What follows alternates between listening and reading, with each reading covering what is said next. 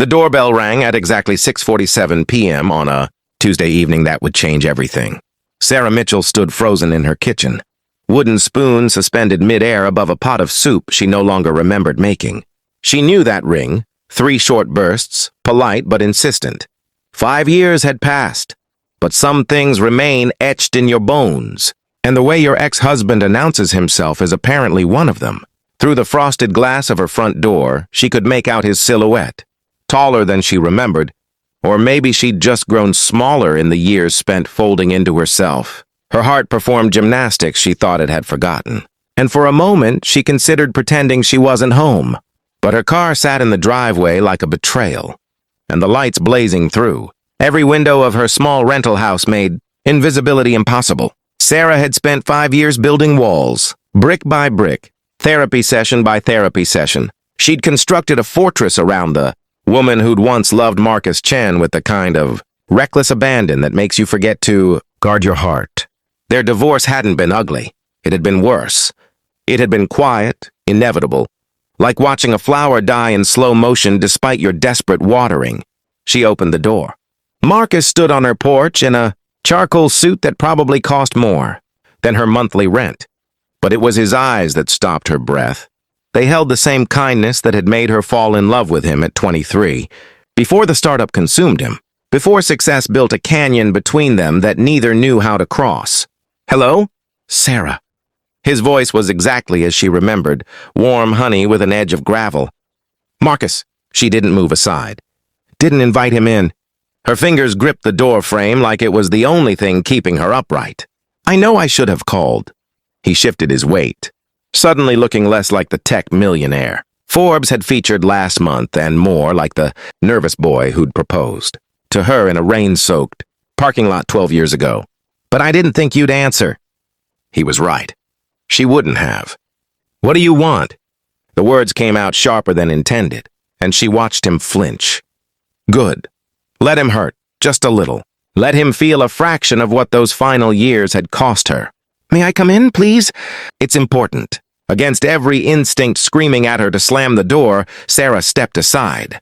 Marcus entered her small living room, and she watched him take in the second-hand furniture, the stack of bills on the coffee table, the life she'd built from the rubble of their marriage. His success had skyrocketed after the divorce. His company went public. His face appeared on magazine covers. His name became synonymous with innovation. Meanwhile, she'd worked double shifts at the hospital, paid off their joint debts, and learned to sleep alone. "Your home is lovely," he said, and she could tell he meant it, which somehow made it worse. "Cut the pleasantries, Marcus. You didn't drive across town to compliment my decor." He nodded slowly, then reached into his jacket pocket. Sarah's body tensed. What could he possibly have for her? A check? Some legal document she'd forgotten to sign? Her mind raced through possibilities, each more painful than the last. He pulled out an envelope.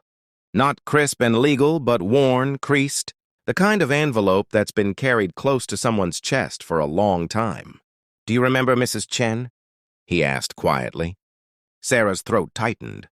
Marcus's grandmother, the woman who'd taught her to make proper dumplings, who'd held her hand during the miscarriage that had nearly broken them both, who'd died 3 months before their divorce was finalized.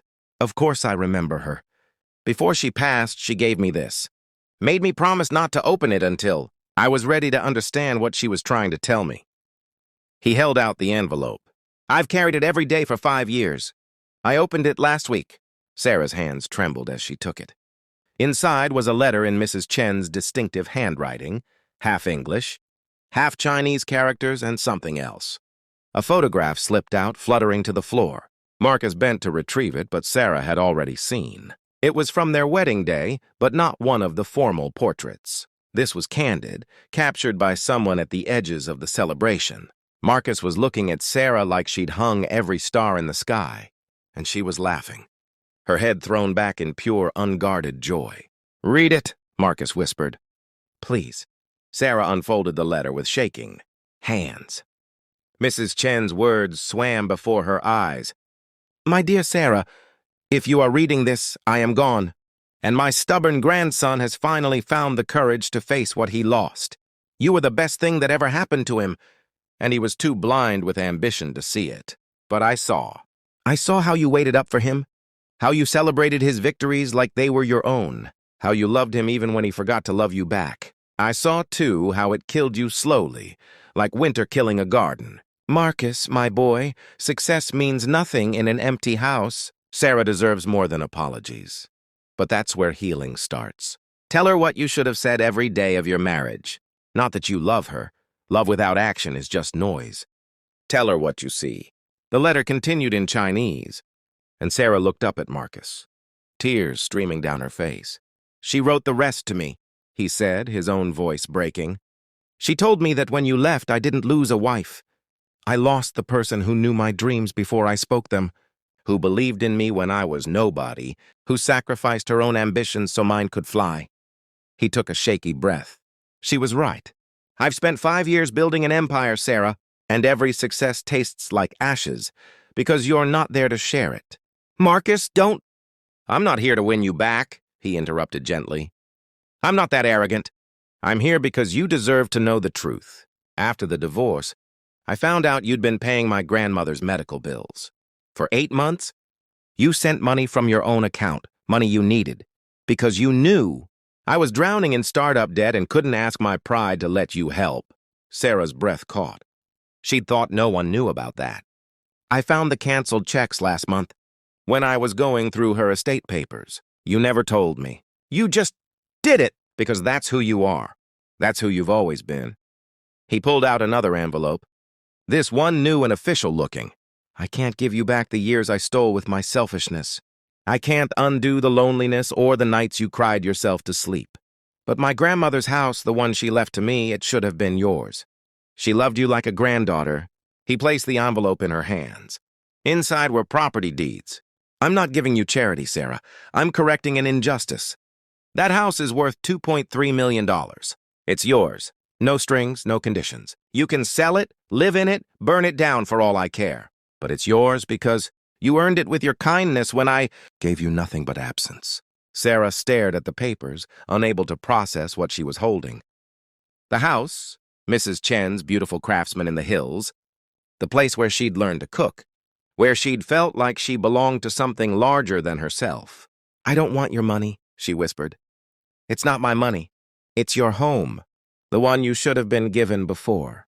But I was too broken to see that some debts can't be measured in dollars. Marcus's voice grew softer. My grandmother saw what I couldn't. She saw that you're the kind of person who pays someone else's medical bills when you can barely afford groceries, who visits an old woman every week, even after her grandson stops coming home for dinner, who loves without keeping score. Why now? Sarah's voice cracked. Why, after 5 years of silence, do you show up and do this? Because last week I collapsed at work. Exhaustion, they said. When I woke up in the hospital alone, I finally understood what my grandmother tried to tell me. I built everything I dreamed of. Sarah, everything except a life worth living. He reached out, then dropped his hand, respecting the distance between them. I'm not asking for forgiveness. I'm not asking for anything. I'm just trying to do one right thing before I become someone my grandmother wouldn't recognize. Sarah looked at the photograph still clutched in her hand. 2 young people, so impossibly hopeful, so certain love was enough.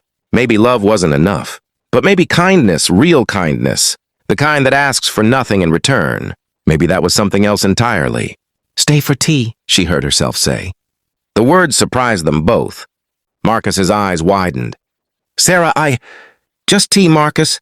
No promises, no expectations.